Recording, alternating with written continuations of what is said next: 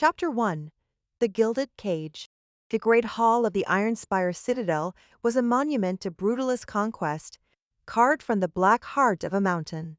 Cold stone soared into a vaulted ceiling where shadows clung like ancient beasts, and the only warmth came from the roaring hearths that seemed to devour light rather than cast it.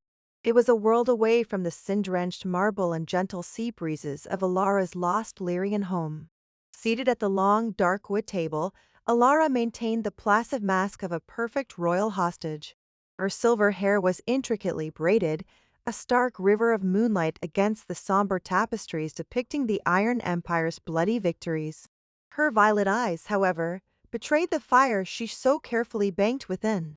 They were fixed on the man at the head of the table, Lord Kalen, the Shadow Lord, her conqueror, her jailer. He was exactly as the whispers described him, a man forged from granite in storm clouds. His presence was an oppressive weight, silencing frivolous chatter and straightening the spines of even his most hardened generals. A named scar sliced through a dark eyebrow, a single flaw in a face of severe, controlled perfection. As he spoke, his voice was low and resonant, the sound of grinding stone, each word a command. Connecting them, unseen by all but felt by both, was a sovereign's tether. To Alara, it was a phantom chain coiled around her soul, a constant, chilling reminder of her subjugation. The tether ensured he always knew her location, her vital signs, her status as his prize. It was meant to be the ultimate lock on her gilded cage. Tonight, it felt tighter than usual, a cold pressure responding to the simmering rage in her veins as she listened to him discuss the pacification of her homeland. He spoke of Lyria as if it were a misbehaving dog, now healed. One of his lords, a brute named Vorlag, with a beard like rusted wire, laughed loudly at some dark just Kalen made about Lyrian artistry being a soft rot in a nation's spine. Fury, white-hot and blinding, surged through Alara. Her knuckles turned white where she gripped the silken folds of her gown. She wanted to see that arrogant composer shatter. She wanted to see him humbled, brought low, if only for a second. The desire was so potent, so absolute, that a vivid image flared in her mind. Lord Kalen, in midsense, his grip on his heavy silver goblet faltering, the dark wine sloshing precariously close to the rim. She pictured his perfect control slipping, a flicker of human clumsiness marring his tyrannical image. At that exact moment, at the head of the table, Lord Kalen paused. His hand, which had been resting impassively on his goblet, tightened. The vessel tilted almost imperceptibly, just as she had imagined. A single drop of crimson wine escaped, staining the pristine white linen beside his plate like a speck of blood. His slutty gray eyes, usually so unreadable, narrowed for a fraction of a second. A flicker of something. Confusion. Annoyance. It was gone as quickly as it appeared. He corrected his grip, placed the goblet down with deliberate care, and continued speaking as if nothing had happened. No one else seemed to notice, but Alara had. Her heart hammered against her ribs. The air fled her lungs. It had to be a coincidence, a mad, hufful coincidence. The tether was a leash, not a weapon. It transmitted her status, not her thoughts. Didn't it? The question was a dangerous seed planted in the fertile soil of her desperation. Throughout the remainder of the dreadful dinner, she couldn't focus. She was acutely aware of the tether of him. She felt the cold link between them not as a chain, but as a string on an instrument waiting to be plucked. Later, she was escorted back to her chambers. They were opulent, an insultingly beautiful prison furnished with silks and treasures looted from palaces like her own. A fire crackled in the hearth, casting dancing shadows on walls that held her captive. Her handmaiden, a nervous Iron Empire girl named Lyra, helped her out of the formal gown and into a simple nightdress of Lyrian cotton, a small comfort that felt like an act of rebellion. Once she was alone, the silence of the room was deafening. Her chambers adjoined the Shadow Lord's personal suite, separated by a thick stone wall and a heavy, guarded door. Proximity was another part of her bondage. He kept his prize close. She sank onto the edge of her bed, the seed of that question from dinner beginning to sprout. What if it wasn't a coincidence? What if her silent, desperate rage had somehow touched him? The desire for it to be true was a physical ache.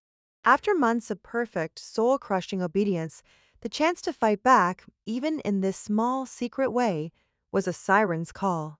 But the obstacle was just as immense. This was Lord Kalen, a man who had toppled kingdoms through sheer force of will. If he discovered she was attempting to manipulate him, to invade the fortress of his mind, she couldn't imagine the punishment. Death would be a mercy.